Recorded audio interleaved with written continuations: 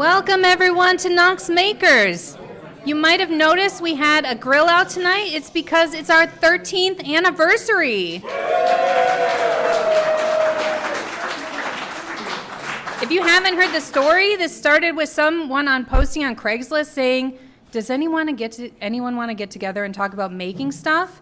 And then they met at Cafe 4 for dinner, and then they started meeting in people's garages, and then they finally saved up a little bit of money and met in Oak Ridge, and then eventually we moved over here, and now we're like 330 people. So here's to many more. And we've done this. We've done Tuesday nights since almost the beginning, every single week. We come together, we show off projects. It's like my favorite thing. We get to see what other people are making. We get to see where other people have screwed up and learn from them. We get to give help to other people and learn from each other that way. So that's what we're going to do tonight. And we're starting out tonight with Thea, who has a successful failure.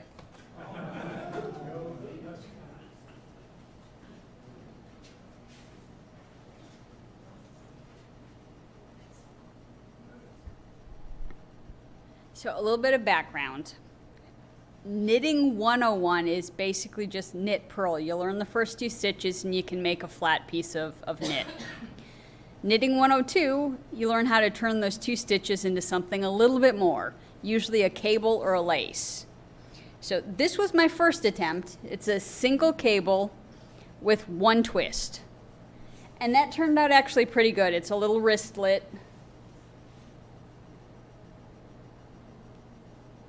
And I got overly optimistic. So I picked a Lion brand yarn project and made a tunic dress. Now the problem with this is on one side they twist clockwise and on the other side they twist the opposite, both going towards the center.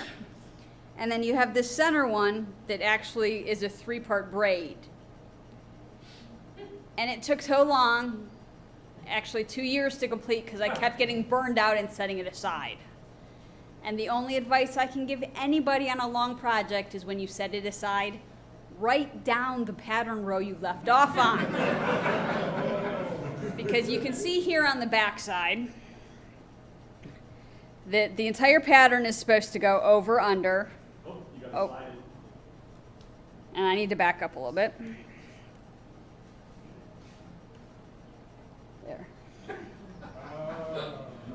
So instead of going over, under, and we ended up with this little butt. Now, unfortunately, it is exactly on the seam at your butt. So people will notice eventually if you're in the wrong company. But overall, it was a successful project, but I recommend an intermediate step. Don't go straight from this to this next time. Any questions?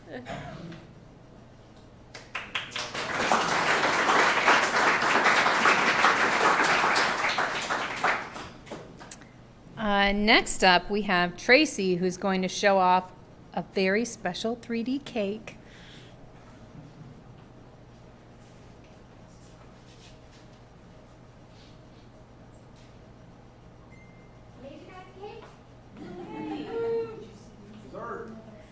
Don't eat it! So, Tracy posted, hey, don't forget we're having a 13th anniversary. And then I suddenly remembered all these cakes I had printed a year ago and didn't decide to do anything with, and so I just started throwing things on them. My husband's error that he printed, and then I thought you people like to solve puzzles, so I made puzzle pieces and a little, is it a Deegan? What is it, a Deegan spindle? There's an L. It's Scottish. It's a and so just a bunch of fun stuff because I like you guys and I love what we do here. So that's it.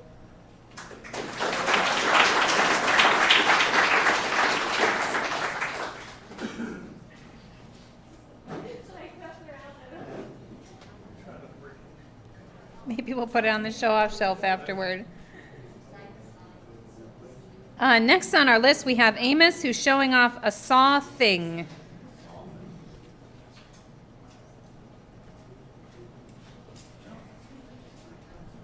So I don't know how well this is going to show up here, but I wanted a vertical bandsaw for at home, but I also was like, wouldn't it be nice if I could take it with me places, you know, throw it in the back of the car.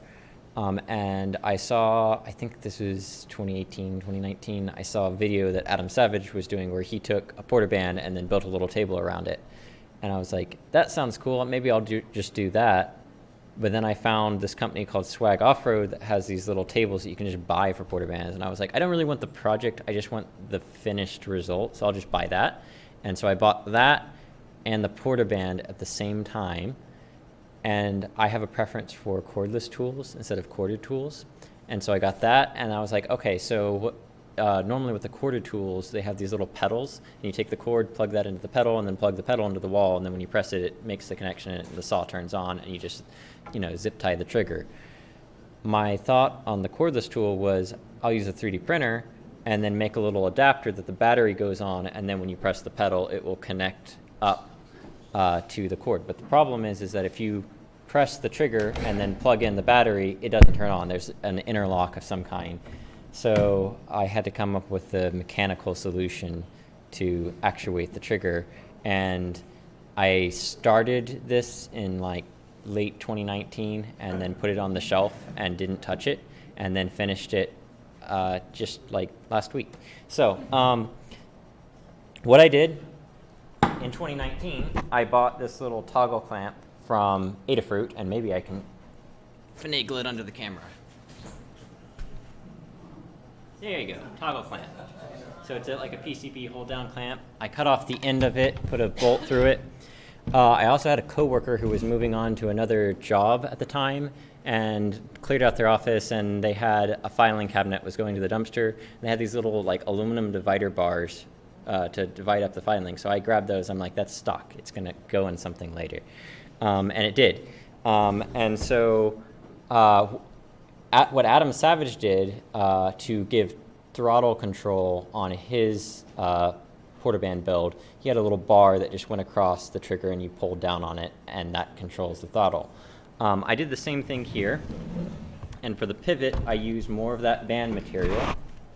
And I don't know if we can get it under there.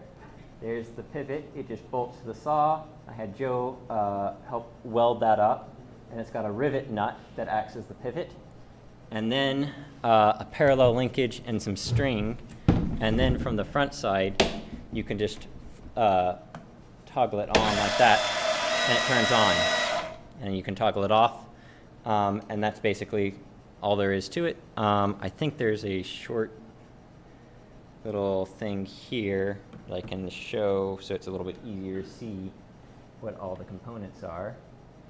So there's the toggle clamp there, and when you toggle that down, it goes into a locked position at the back, and then there's a little bit of string that pulls on the top of the lever.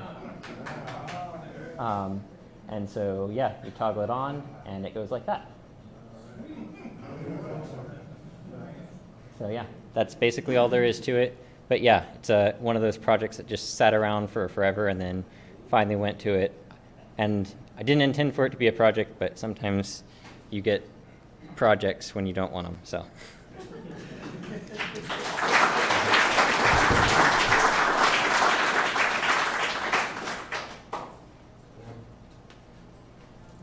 Last on our list tonight, we have Sue, who's showing off a blouse.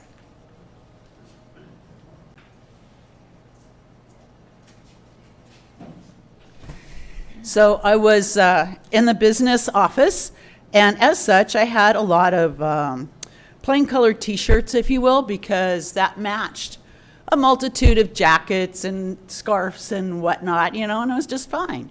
But I'm retired now. I don't need that. So what am I going to do with all these really ho-hum, plain, solid colored tops? So I was cleaning out my work clothes, and I ran across this top.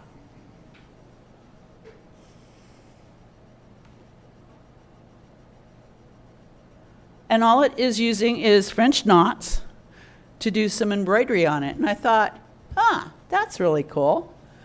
Now, how do I get that transferred to my plain color top?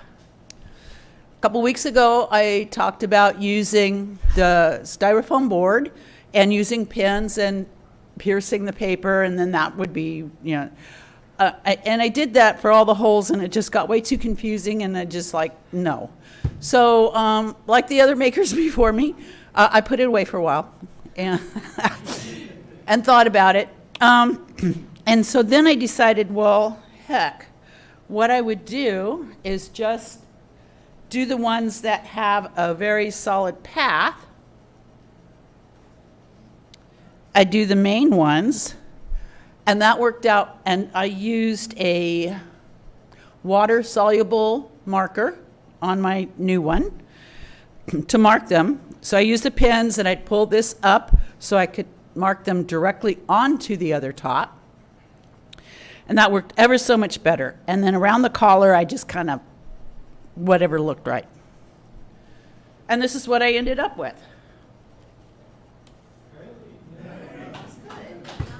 So.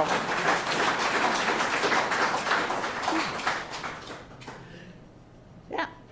So just a series of French knots and some time. It didn't take that much time once I got, what do you call it, Russell? Fret time? Fret time. Yeah. Once I got all that, you can kind of see the, well, maybe see the blue dots in there as I did it. Thank you much.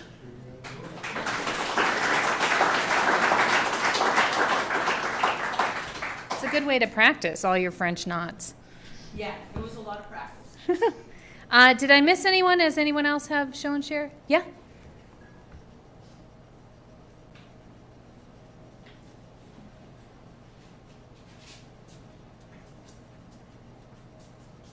I think this is going to be a night where you don't know if it was a success or a failure. And before you ask, I have no clue what this is. I think it's mystery wood. But this piece on top's walnut. Steve asked me if I would make a top for this jar for his sister. And through the drawing, his drawing was excellent, but my interpretation was bad. So last week when I brought it to him fixed, I had the right dimensions, but the jar wasn't right. And he said, well, interestingly enough, his sister wanted to make a gasket to go around it anyway, and what she envisioned was something that was straight-sided. Well, it is straight-sided, but if her gasket's not right, I'll probably be back doing this again. So it may be a success, it may be a bad failure, but either way, I thought the wood was pretty. Yes?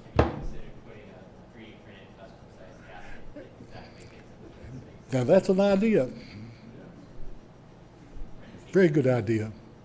Does she have a gasket material? That's what I understand. She says she can make it. Okay. So maybe on that vertical section, cut a groove for the gasket? Well, there's a little bit of slop, so there's plenty of room to put the gasket on the outside of the, I'm just thinking so when she picks it up, the gasket doesn't roll off. yeah. Super glue. So, anyway, that's my success or failure. But it was fun. Anybody else? All right, we have a couple classes coming up. Tomorrow night, there's an embroidery auth class, and it still has tickets open. So I know there's been a long waiting list for that. So if anyone is still waiting on the embroidery auth, that's tomorrow night. We have a couple of stained glass authorization classes coming up on the Sunday the 6th, which is this Sunday, and Sunday the 13th, both at 1 p.m. And on Saturday the 12th, we have an intro to metalworking. That's your class, right? Yes. If you're interested in that, you can talk to Joe.